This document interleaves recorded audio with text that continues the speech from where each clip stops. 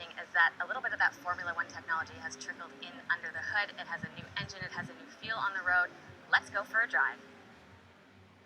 Don't forget to like our page, subscribe, and hit on the notification for any time we released a new video.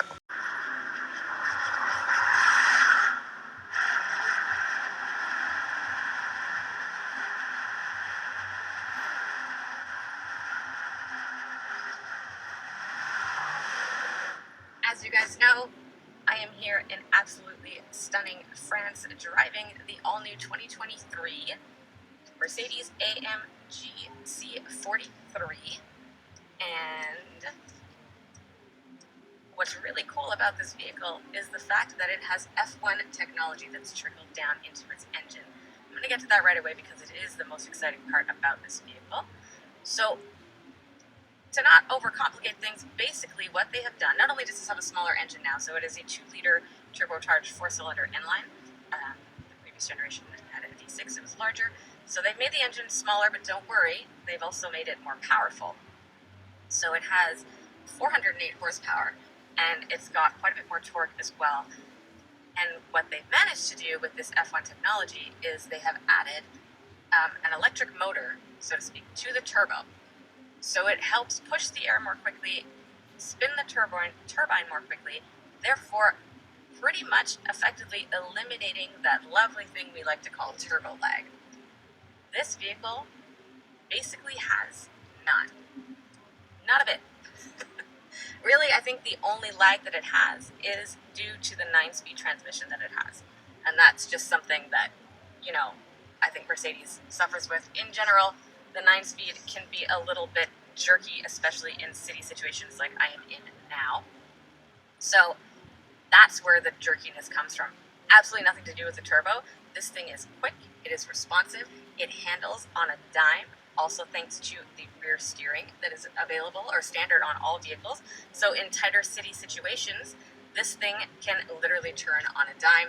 And then when you're on those twisty country French roads like we have been, it just handles beautifully. This thing is grounded, it is planted, it is stable. Even if you give it a little bit more than you think you should, this thing just eats up those corners and pops out the other side, ready and raring to go. Of course, you've got that fantastic AMG exhaust note. This thing sounds loud, it sounds proud. It sounds a little bit deep, but that's okay. You can also toggle through all of your driver settings from Comfort to Sport Plus, and of course engage that exhaust and or turn it off to make it a little bit quieter if you don't want to completely disturb the neighborhood. But honestly, driving one of these, why wouldn't you? You want the world to know that you have one of these.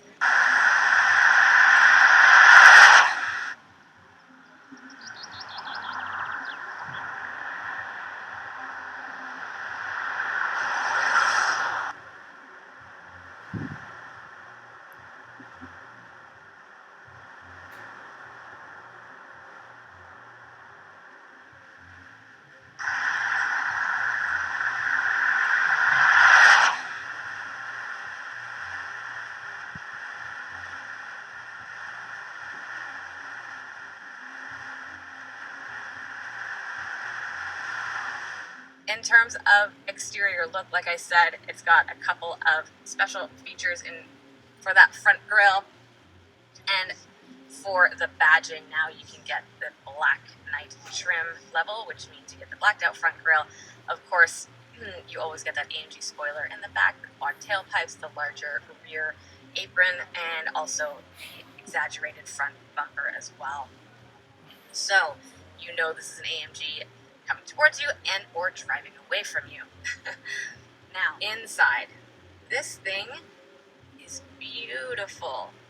I love the center screen here. It's big, it's easy to use, it's very friendly, even though, I've just gotten into this vehicle. I've never seen this system before.